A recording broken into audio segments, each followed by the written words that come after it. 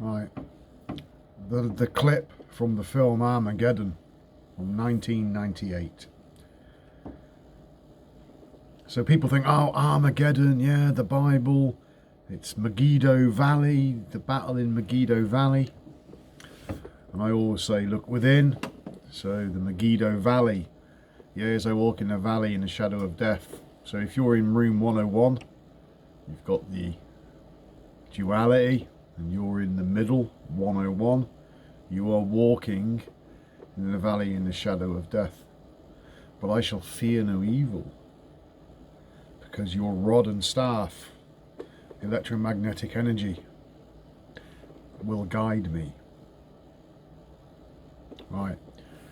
And one of the things about being able to see or understand symbolism, and I say it's everywhere, is when Hollywood or Holy Wand and all those things, they are practicing a form of magic, and you go to the pictures to enjoy the show, and it's produced to get your emotions, to get you into, to invest into the story.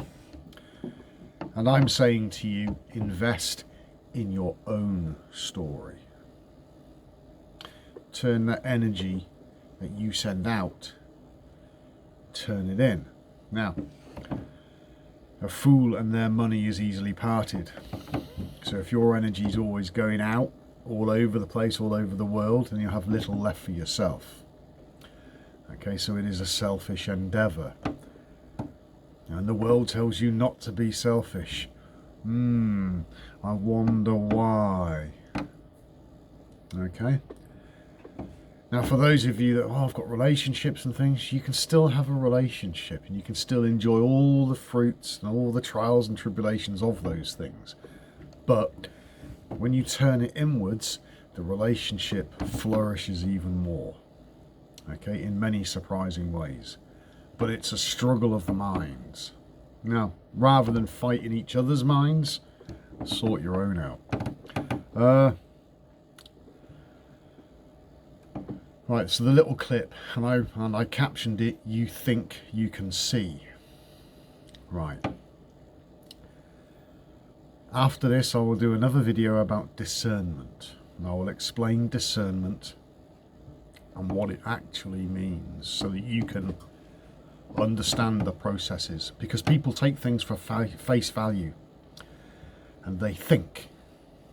All right, now James sent me that clip and I chuckled about it, so if I just go on here and I'll just replay it. So the scene is they're on this asteroid. Okay. Ooh, kind of sounds prophetic, doesn't it? Kind of fits in with the script of Wormwood falling from the skies. Well, the word wormwood was added. It was a mistranslation, and the ancient Greeks text called it apinthos. Apinthos. And NASA found an asteroid and they labelled it MN, Mike November 2004, and they called it Apinthos. Apophis, which is not the same, but it's close, it's ballpark, and it's going to come really close to the Earth on April the 13th, 2029, and the scientists assure us it's going to go flying past. But it wouldn't surprise me if man and his meddling ways sent up some spaceships there, just to make sure it doesn't hit the Earth, but they fucked it up and they gave it a nudge. So any chances of it missing the Earth have now gone completely out the window, and now it hits. It's a script. Now, of course, what you want to be thrown out of heaven is the mind. Okay? It gets thrown out. And then your consciousness is pure. It is the universe consciousness. Get it? Now, it's symbolism, but it's all a big game. But the stakes are quite high. Now anyway, in this clip James sent me, I'll just play the narrative. He sat on a nuclear warhead and he's riding it. 150 feet, Harry! Yeehaw!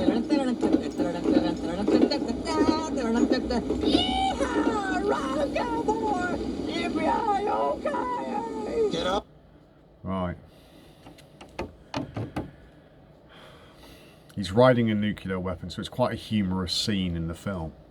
And one of the other scientists or astronauts, miners, is a bit agitated by that. And he's got a bit of space madness going on. Research that. Off the nuclear warhead. I was doing that guy from that movie, you know, Slim Pickens, where he rides it all the way in, the nuclear warhead. Now. I didn't see that one, huh? We got 700... Right, so he sat on a nuclear weapon, okay, and it's a big phallic symbol. And he's riding the phallic. The phallic is symbolic of electric energy. And Bruce Willis says we've got 700 feet to drill. So 700 feet, the 7 chakras. And he called the guy, Berlusconi, what's his name? Buscemi, who's riding the nuclear weapon. His nickname is Rock Hound. So the rock is the pineal gland and the hound is dog. It's a dog. Reverse it, it's God. And that's how they do things. They flip things around and they, you know, so, but when you're in higher consciousness, your mind will be in, oh, what was that? And you'll replay it and you'll go, and you'll have a chuckle because you've seen the higher message. So what is the higher message? You're riding the sexual energy up the 7 chakras to the rock to meet God. Dunno. And Armageddon is awash with symbolism or symbolic meaning. A lot of films are. And it's put there for those with eyes to see and ears to hear.